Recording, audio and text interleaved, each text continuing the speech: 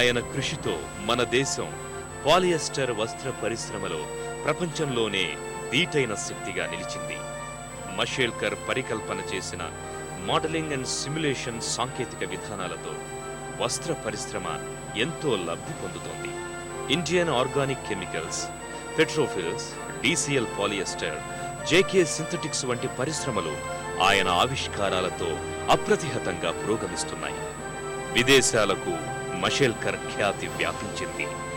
అమెరికాకు చెందిన DuPont, Eastman Kodak, Japanese company Toyobo, South African company nylon స్పిన్నర్లు మషేల్కర్ పరిజ్ఞానాన్ని వాణిజ్య ప్రాతిపదికన స్వీకరిస్తున్నాయి. ఆయన వ్యవసాయం, ఔషధ రంగం, చమురు క్షేత్రాలు, ఎలక్ట్రానిక్స్ అభివృద్ధిలో ఎంతో కీలక పాత్రను పోషించారు. వ్యవసాయమే కాకుండా హార్టికల్చర్, వేస్ట్లాండ్ డెవలప్మెంట్లో పాలిమర్స్ ప్రాముఖ్యాన్ని చాటి చెప్పారు. మషేల్కర్ రూపొందించిన స్వెల్లింగ్ పాలిమర్స్ పరిజ్ఞానం ఆధారంగా భారత్లో బేబీ డైపర్స్ పరిశ్రమ ఏర్పాటయ్యింది. ఆయన కేంద్ర ప్రభుత్వం నియమించిన అనేక కమిటీలకు నేతృత్వం వహించారు. భోపాల్ గ్యాస్ దుర్ఘటనపై విచారణ సంఘానికి సాంకేతిక సలహాదారుగా వ్యవహరించారు.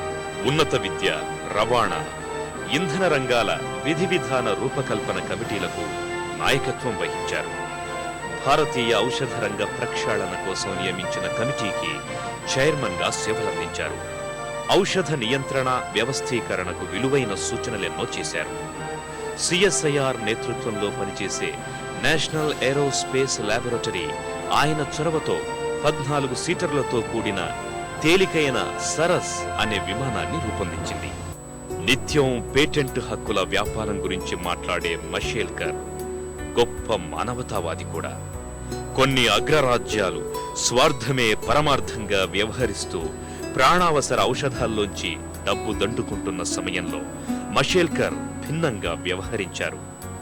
సిఎస్ఐఆర్ ద్వారా అనేక ప్రాణావసర ఔషధాలను లాభాపేక్ష లేని విధంగా రూపొందించారు. సెరెబ్రల్ మలేరియా నిరోధక మందుల్ని తయారు చేయించారు.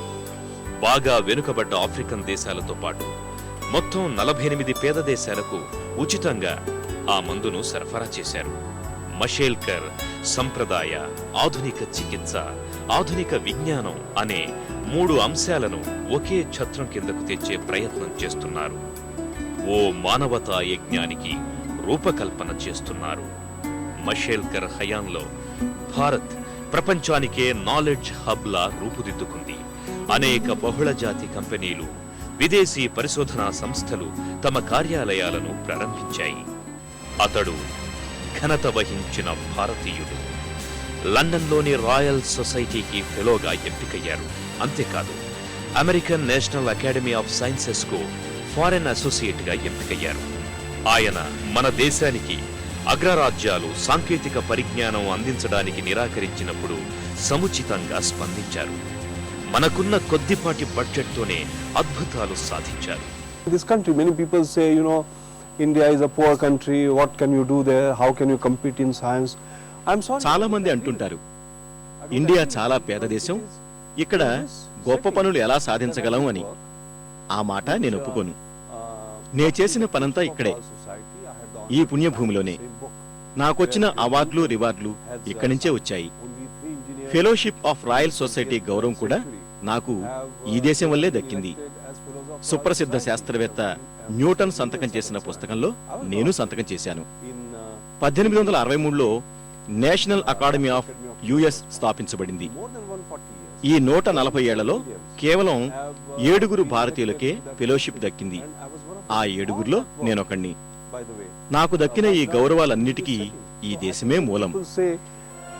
అతడు పరిశోధనల్లో అగ్రగణ్యుడు. దాదాపు 250 రీసెర్చ్ పేపర్లు సమర్పించారు.